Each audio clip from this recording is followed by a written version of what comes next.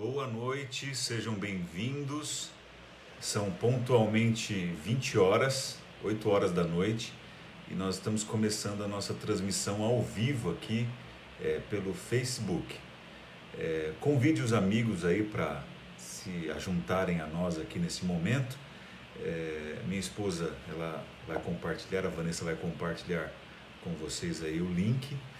E estou muito feliz aqui de nessa quarta-feira poder repartir com vocês a palavra de Deus.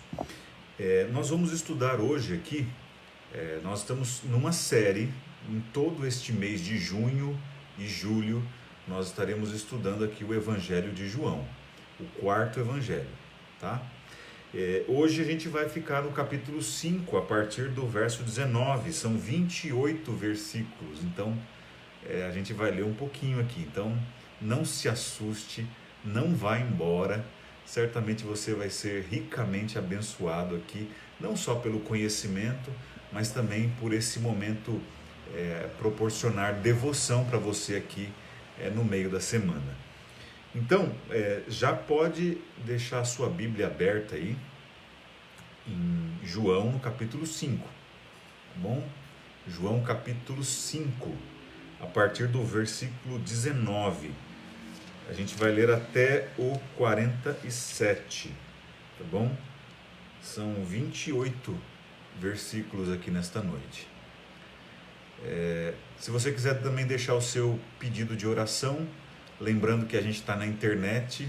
Internet é uma terra assim que você não sabe quem vai ler o seu pedido, então se você puder assim ser bastante discreto, mas se você quiser colocar o seu pedido de oração aqui, um pedido talvez mais genérico, assim, mais geral, né? Você pode ficar à vontade. Eu vou ler todos, eu não consigo ler todos os pedidos em todas as transmissões que eu faço.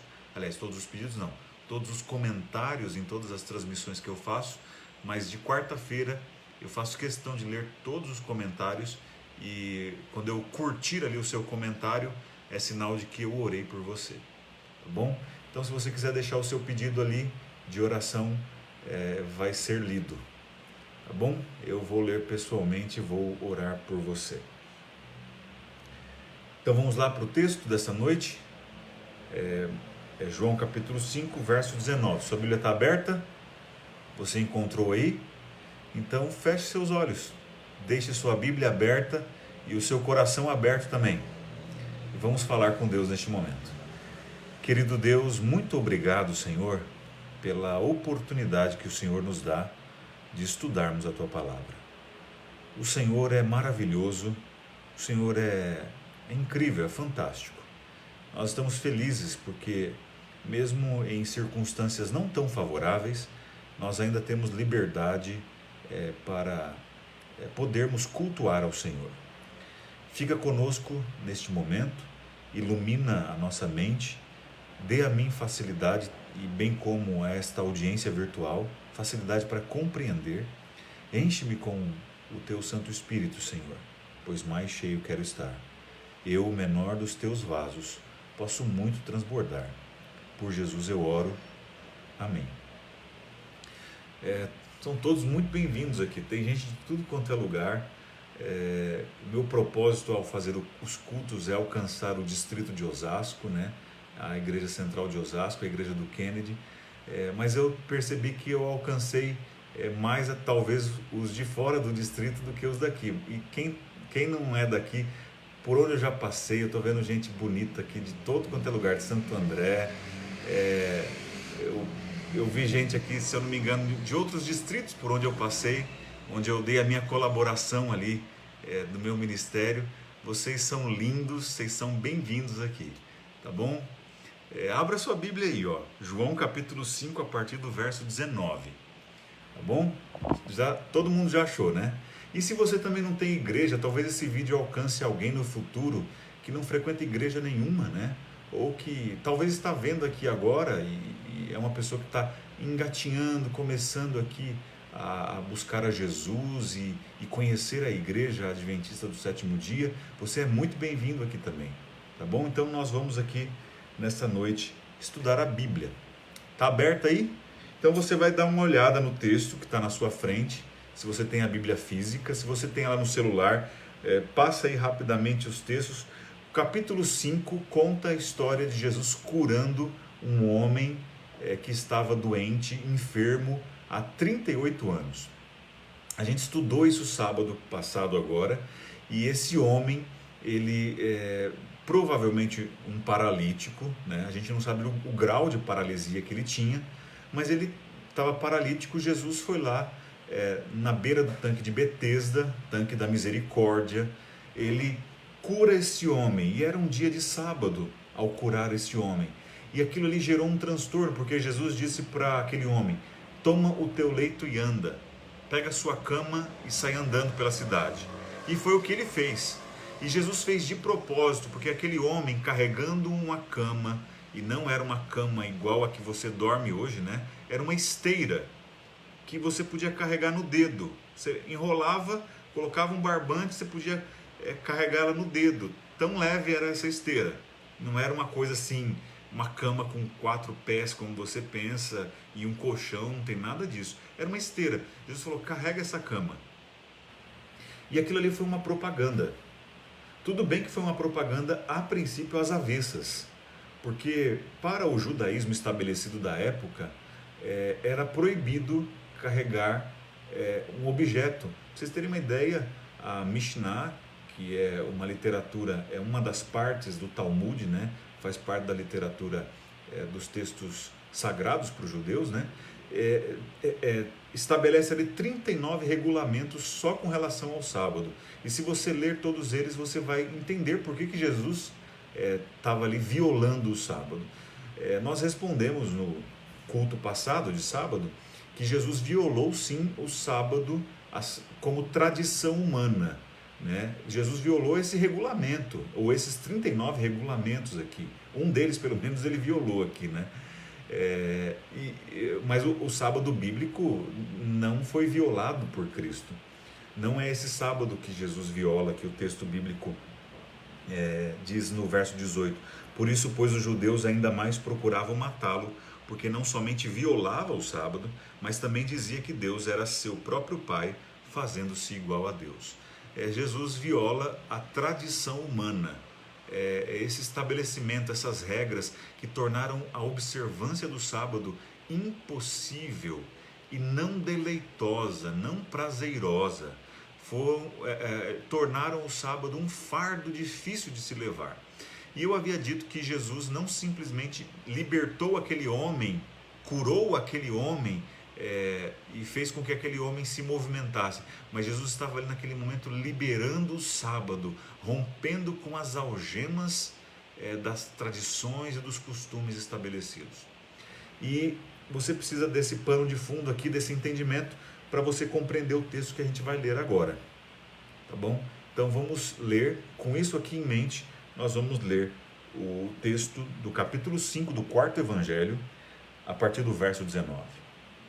O texto diz assim: então lhes falou Jesus: em verdade vos digo, que o Filho nada pode fazer de si mesmo, senão somente aquilo que vir fazer o Pai, porque tudo o que este fizer, o Filho também semelhantemente o faz, porque o Pai ama o Filho e lhe mostra tudo o que faz, e maiores obras do que estas lhe mostrará, para que vos maravilheis.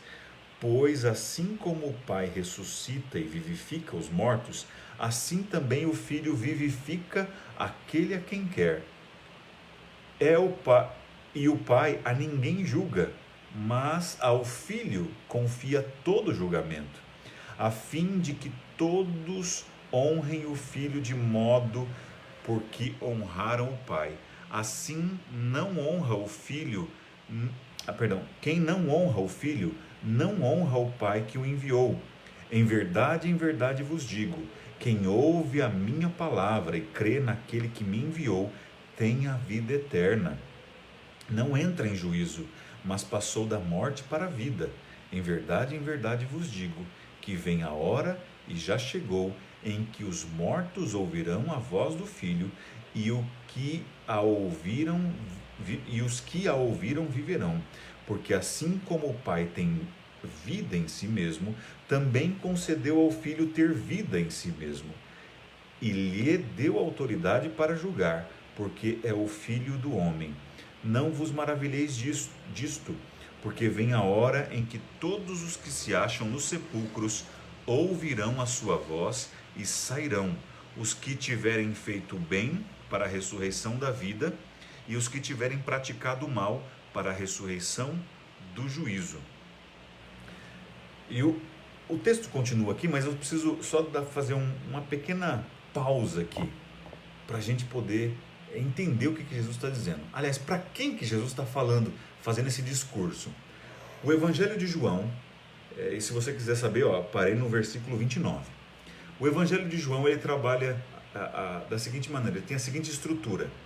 Ele trabalha os sinais, que são o que nós chamamos popularmente de milagres. O Evangelho de João tecnicamente chama de semeion, sinal. E ele trabalha sinal, discurso. E esse discurso geralmente é um ensinamento teológico, é um ensinamento bíblico. E no caso aqui é um discurso / diálogo. Na verdade, assim, você não vê o grupo que está falando com Jesus, mas ele está se dirigindo a um grupo. E esse grupo para o qual ele está se dirigindo, a gente descobre aqui no versículo 16. O verso 16 do capítulo 5 diz assim: E os judeus perseguiam Jesus, porque fazia estas coisas no sábado. Mas ele lhes disse... Então Jesus está falando com os judeus aqui. De maneira específica, ele está falando para os fariseus. De maneira mais específica ainda, ele está se dirigindo aqui ao Sinédrio, que era o grupo dos 71 homens que julgavam a Israel. Se os romanos não estivessem sob o poder, dominando Israel nesse momento, Jesus teria sido morto naquele mesmo dia. Jesus teria sido morto naquele mesmo momento. E foi a turba, as pessoas que estavam ali, que impediram, porque os líderes naquela época não são muito diferentes dos líderes de hoje. Eles são afeitos ao apelo popular. As pessoas se mobilizaram, falaram, eles vão mudar de ideia. Aqui é a mesma coisa, eles estavam achando ocasião para matar Jesus. E na verdade foi neste milagre, que é um sinal para o Evangelho de João, que começou o caminho da cruz para Jesus. É aqui, Jesus está à sombra da cruz a partir desse momento.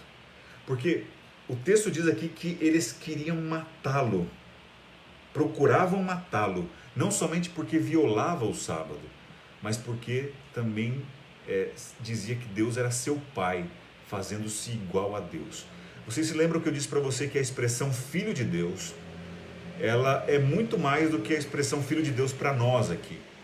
A gente entende Filho de Deus, a gente fala assim, somos filhos de Deus. E quando eu falo filho, geralmente filho é porque eu gerei. Mas não é nada disso, que João usa essa expressão Filho de Deus de outra maneira. Ele não tem a ideia de geração, gerado. Por exemplo, quando eu digo que o Rubem é meu filho, que a Rebeca é minha filha, que a Júlia é minha filha, eu estou dizendo que elas foram geradas a partir de mim. Claro, a Vanessa carregou os 9 meses as minhas crianças, mas eu tenho participação nesse processo aí todo. Então elas são geradas a partir de uma união entre um homem e uma mulher, entre um óvulo e um espermatozoide. Gerou porque não existia vida até então e passou a existir de um determinado momento. Mas não é essa ideia que Jesus que o Evangelho de João está querendo transmitir aqui para a gente. Quando ela diz que Jesus era o Filho de Deus, ela está dizendo que Jesus era o próprio Deus. É isso. Tanto é que os judeus entenderam isso. E queriam matar Jesus porque estavam acusando ele de blasfêmia, por violar o sábado, na compreensão deles. E, na verdade, essas 39 regras aí, uma dessas 39 Jesus tinha violado aqui. E por conta da questão aqui de se dizer que Deus era seu pai, que ele era filho de Deus, ele se fazia igual a Deus. É essa a ideia. Então Jesus está falando para esse grupo. Essa é a audiência de Jesus. São os fariseus. de maneira mais específica o sinédrio que está ouvindo Jesus falar aqui. E aí por isso que ele fala, então lhes falou Jesus, em verdade vos digo, que o Filho nada pode fazer de si mesmo, senão somente aquilo que vir fazer o Pai, porque tudo o que este fizer, o Filho também semelhantemente o faz. Então veja, Jesus está mostrando a relação que ele tem com o Pai, e ele está mostrando assim, eu sou Deus. É isso que ele está falando, eu sou Deus. E aquilo ali enfureceu mais ainda aquele grupo. E aquele grupo começou a julgar Jesus. É por isso que Jesus, aqui, ele diz assim, verso 21, pois assim como o Pai ressuscita e vivifica os mortos, assim também o Filho vivifica aqueles a quem quer. Jesus está falando de vida, de dar vida no sentido de fôlego, respiração, mas ele também está falando de vida espiritual aqui. A proposta de Deus aqui é ressurreição plena, completa. E o verso 22 assim, e o Pai a ninguém julga, mas ao Filho confiou todo o julgamento. Jesus está dizendo assim, em outras palavras, tá? Ele está dizendo, vocês estão me julgando, mas eu vou julgar vocês.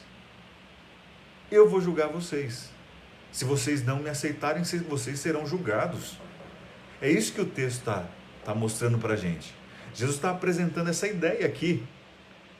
E aí ele vai trabalhando essa ideia de vida, essa ideia da relação dele com o Pai. E a gente vai ver aqui a relação com as Escrituras. Com as Escrituras. Mostrando que a autoridade não é uma autoridade humana, mas a autoridade que vem de Jesus é uma autoridade divina. Ele é Deus.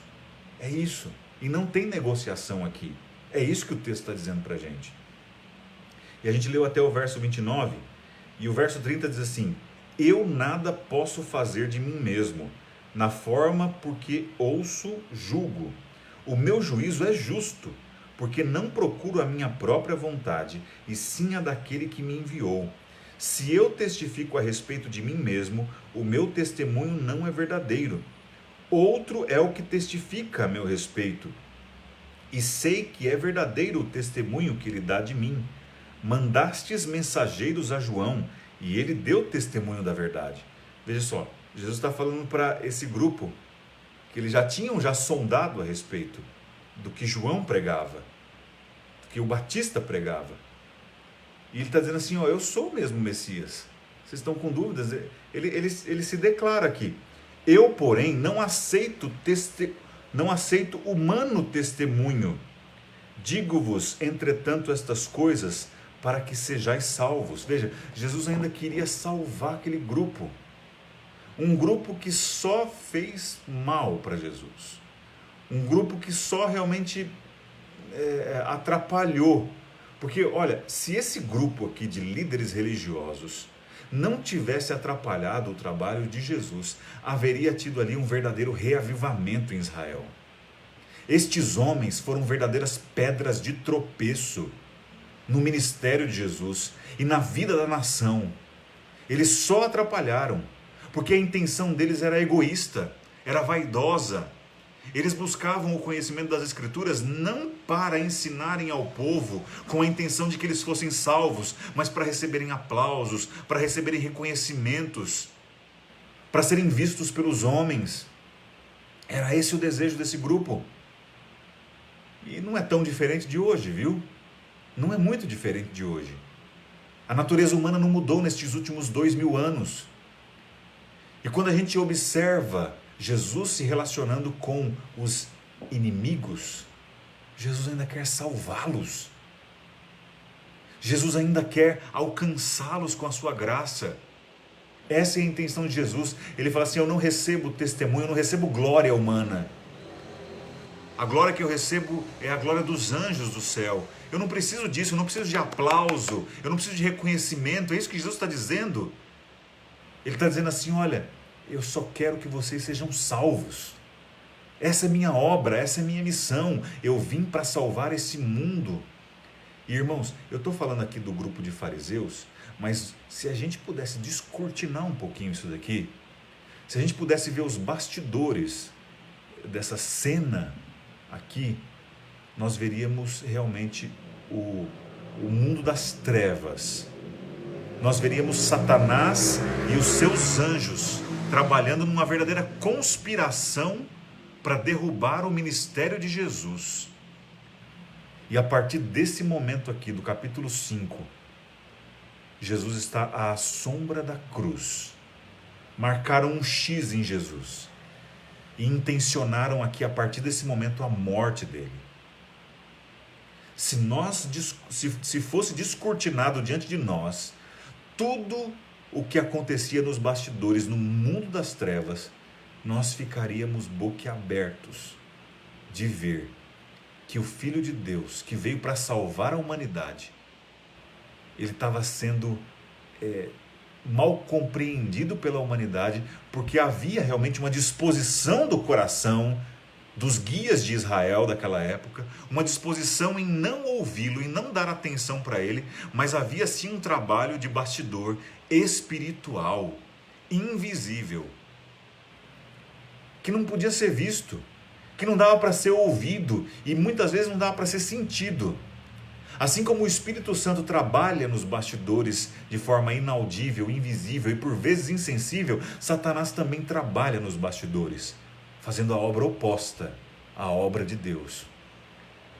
E aqui, Jesus, ele chega para estes homens e fala ainda que quer salvá-los, que deseja salvá-los.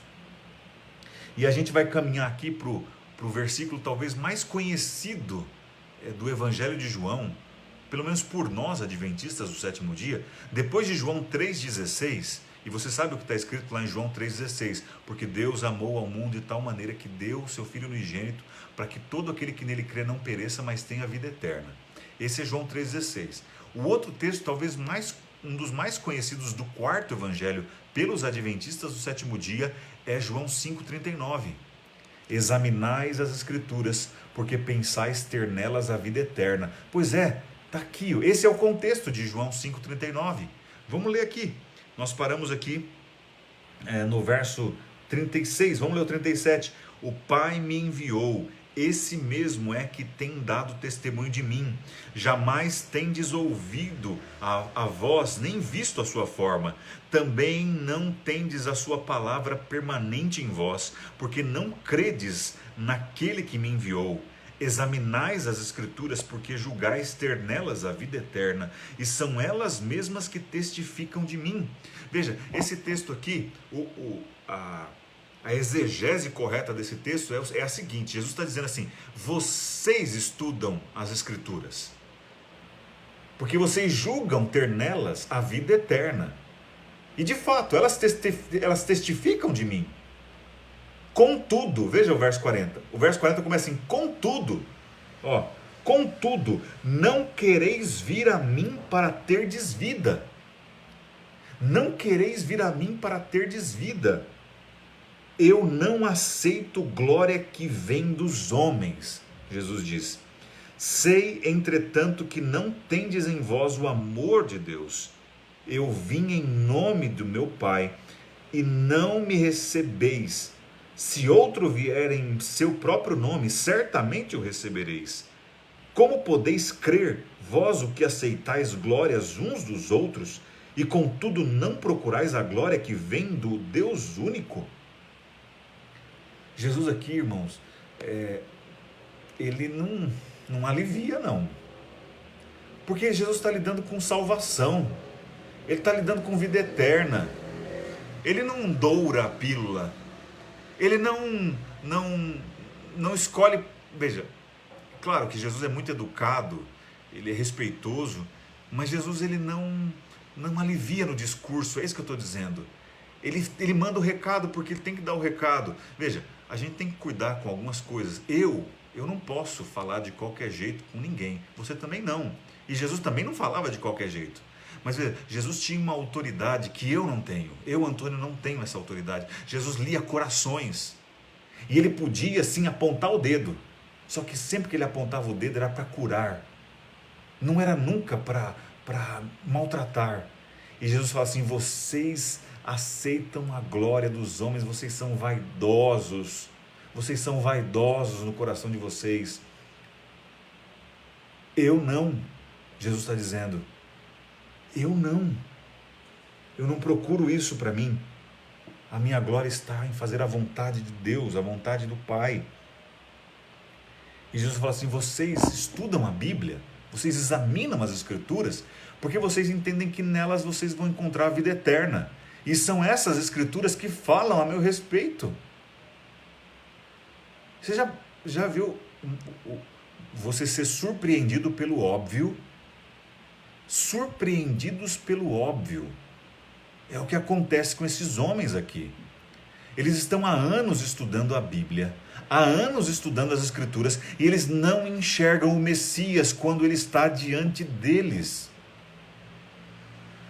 Meus queridos amigos, meus queridos irmãos que me ouvem nesse momento, nós precisamos levar a sério o estudo da Bíblia. Nós precisamos levar a sério. Nossos púlpitos precisam estar abertos para a pregação da palavra de Deus. A gente tem que pregar a palavra de Deus e não a nossa. Deus não tem compromisso com a minha palavra. Deus não tem compromisso com a palavra de pregador nenhum. Deus tem compromisso com a palavra dele. E eu fico muito preocupado quando eu vejo outra palavra sendo pregada que não a de Deus no púlpito. Sabe, vocês podem perceber, meus sermões, assim, eu não estou dizendo que são perfeitos, mas eu tenho poucas ilustrações nos meus sermões. Não é porque eu não gosto de ilustração, eu gosto, mas é porque, primeiro, eu tenho dificuldade mesmo para encontrar ilustrações que se adequem à palavra de Deus. Eu não tenho a habilidade que muitos pregadores por aí têm. Mas uma coisa você nunca vai poder reclamar, que eu nunca li a Bíblia. Eu estou lendo aqui 28 versículos, eu sei que é enfadonho isso. Numa rede social, ler 28 versículos é perder público mesmo. A pessoa vai, ela olha, vê você lendo 28 versículos, ela já sai correndo, porque ela está acostumada com coisa superficial mesmo. Aliás, eu não estou dizendo que se você ler um versículo, você pode se aprofundar muito nele. Muito. Em uma palavra, você se aprofunda demais. Mas ler 28 versículos é cansativo. Mas uma coisa você não vai poder reclamar, que eu não leio a palavra de Deus para você. Posso até não explicar da maneira mais eloquente, mais educada no sentido de acadêmica e polida, nesse sentido mesmo, de profunda mesmo. Posso não dar as melhores explicações, mas o que eu tenho me proposto a fazer é abrir a palavra e ler diante da igreja, ler diante do povo de Deus. E é isso, o capítulo 5, irmãos, tem a ver com isso. O capítulo 5 tem a ver, a gente pensa, o capítulo 5 tem a ver com a cura do homem enfermo há 38 anos, e aí tem aquela discussão do sábado. Irmãos, isso aí é periférico. Isso é periférico. O capítulo 5 tem a ver com a autoridade das Escrituras, a relação de Cristo com seu Pai versus a autoridade dos homens e a relação que eles têm com a humanidade. É isso que é o capítulo 5. O capítulo 5 tem a ver com a autoridade das Escrituras. E Jesus, quando diz assim, vocês estão atrapalhando a obra de Deus aqui. Quando ele cura no sábado, ele está fazendo de propósito. E hoje em dia se faz a leitura errada. O mundo evangélico lê errado esse texto e acha que Deus está abolindo o sábado aqui. Que isso aqui é prova, é evidência de que Jesus veio para abolir o sábado. Não é nada disso. Nada disso. Aqui Jesus está libertando o sábado dos costumes. Jesus está libertando o sábado das tradições humanas. Jesus está violando o sábado de acordo com essas 39 regras humanas aqui, para mostrar para mim e para você que a gente precisa dar ouvidos para a palavra de Deus, não é para as tradições humanas. Veja, pastor, não tem tradição que é boa? Claro que tem tradição que é boa. Se a tradição estiver de acordo com a palavra, nada de errado, nada demais. Tem até a minha aprovação também, se é isso que você está querendo saber. Nem sei se você se importa com o que eu aprovo ou desaprovo. Mas se você quiser saber a tradição, se ela está de acordo com a palavra de Deus, ela é boa. Mas o que eu estou dizendo são tradições que traziam fardo, traziam dificuldade para o entendimento do sábado. O sábado era o pior dia da semana. E sabe o que esses judeus aqui faziam? Eles guardavam o sábado às custas do trabalho dos gentios. Eles contratavam pessoas para fazerem serviços para eles aos sábados. E, gente, era coisa assim escravizadora. Se um grampo de cabelo caísse no chão no dia de sábado, não poderia ser pego. Se você percorreu 1,92 m depois da queda daquele grampo de cabelo, você não podia voltar para pegar o grampo de cabelo, porque você estava trabalhando no sábado. O sábado deixou de ser um dia deleitoso, deixou de ser um dia agradável e passou a ser realmente um fardo para as pessoas. Então Jesus não somente liberta o homem imóvel, paralítico há 38 anos. Jesus libera também o sábado, prisioneiro de tradições e costumes humanos. E ele fala assim: olha, vocês examinam a Bíblia e pensam ter nelas a vida eterna, e é essa palavra, essa Bíblia, essa escritura que fala a meu respeito. E eu quero terminar com isso. Olha só, verso 44 diz assim, verso 45 diz assim: não penseis que eu vos acusarei perante o Pai. Quem vos acusa é Moisés, em quem tendes firmado a vossa confiança. Porque se de fato cresceis em Moisés, também creríeis em mim, porquanto ele escreveu a meu respeito. Se porém não credes nos seus escritos, como crereis nas minhas palavras? Está vendo? O verbo crer, ele se repete aqui, ele é conjugado de várias maneiras. Ele se repete. Esse verbo crer é muito importante no Evangelho de João. Eu já disse o motivo. O motivo é por conta do objetivo com o qual o quarto evangelho foi escrito. Foi escrito com o objetivo de que aqueles que viessem a ler, viessem a ter contato com as Escrituras, com o quarto evangelho, pudessem crer que Jesus é o Messias, o Filho de Deus, o Cristo, e crendo tenham vida em seu nome. João capítulo 20, versículos 30 e 31. Está lá. Não estou inventando nada. Então, meus queridos, o apelo dessa noite é para que nós possamos crer em Jesus. Mas como se crê em Jesus, pastor? Crendo nas suas palavras. Sabe, a gente vive num mundo bastante seletivo. O mundo evangélico parece um visitante do supermercado. Parece um cliente de supermercado. O mundo religioso, de forma geral, o evangélico, faz o seguinte: chega no supermercado e fala assim, bem, isso aqui eu gosto, põe no carrinho. Isso aqui eu não gosto, tira do carrinho ou nem põe no carrinho. E nós somos como clientes, consumidores num supermercado, escolhendo aquilo que a gente quer e aquilo que a gente não quer, aquilo que a gente gosta e aquilo que a gente não gosta. Meus amados, nós não fomos chamados para fazer seleção de textos. Ou nós aceitamos a Bíblia como um todo, ou nós não aceitamos nada. A gente está parecendo Marcião. Marcião foi um crente do primeiro século, ou segundo século, agora foi na virada, na verdade. Um crente que extirpou a Bíblia. Ele estripou a Bíblia. Ele facetou ela. O Antigo Testamento ele cortou e jogou fora. Ele não aceitava o Antigo Testamento. Partes do Novo Testamento, ele também, algumas partes, ele achava que não demonstravam o Deus de graça, o Deus de misericórdia, e ele também cortou fora. A gente não pode fazer esse tipo de seleção. A Bíblia é a palavra de Deus ou não é a palavra de Deus. Nós somos chamados, meus amados, a vivermos pelo assim diz o Senhor. E é isso que Jesus está ensinando para nós aqui nesta noite. Que as Escrituras têm autoridade sobre qualquer palavra humana. Que Deus abençoe você. Deus guarde você. E que essas palavras que você ouviu hoje aqui possam te servir como guia. Porque a Bíblia, meus amados, será a nossa única salvaguarda nos dias finais. Nossa, e eu vou te dizer, ainda a gente consegue, a gente pensa, não, a gente é inteligente, pastor, veja, eu não duvido que você é inteligente, não tenho dúvidas nenhuma a respeito disso, mas eu estou dizendo assim que o erro estará misturado com a verdade de tal maneira que se nós não tivermos as Escrituras, nós seremos enganados pelo erro. Nós precisamos ter a Bíblia como a nossa salvaguarda. A nossa salvaguarda. Sabe?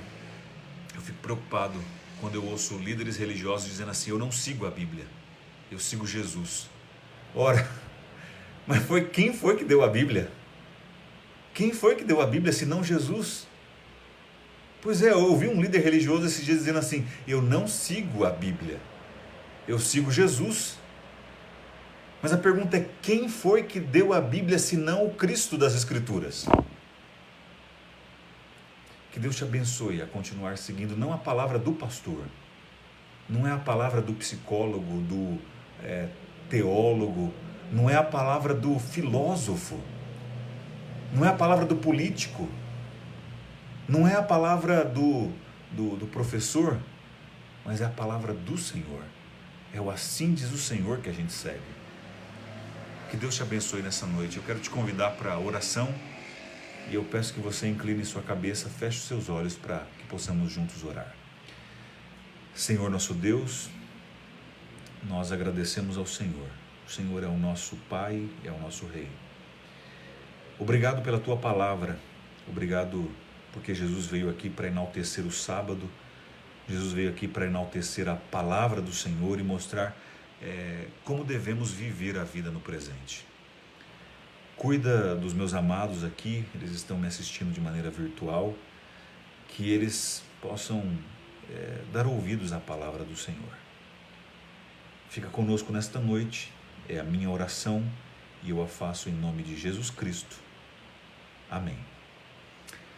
Obrigado pela sua paciência, pela sua audiência. Fique com Deus. Até sábado, às 10h30 da manhã, aqui no Facebook. Que Deus te abençoe.